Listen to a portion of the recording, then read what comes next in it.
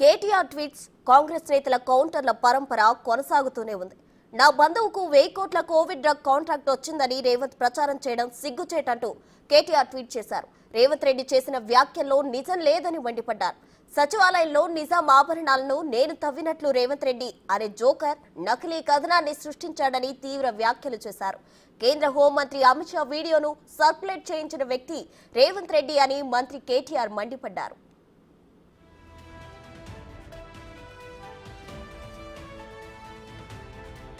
ఈ ట్వీట్ కు కాంగ్రెస్ నేత అనిల్ ఈరవత్రి కౌంటర్ ఇచ్చారు. హోంమంత్రి అమిత్ షా ఫేక్ వీడియోను రేవంత్ రెడ్డి గారు సర్క్యులేట్ చేశారని మీరు ఎలా నిర్ధారిస్తారని ప్రశ్నించారు.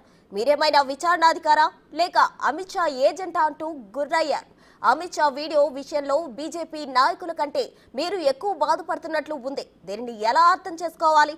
అమిత్ షా తరపున మీరు వకాల్తా పుచ్చుకొని మాట్లాడడం వెనుక ఆంతర్యం ఏమిటంటూ ప్రశ్నలు సంధించారు.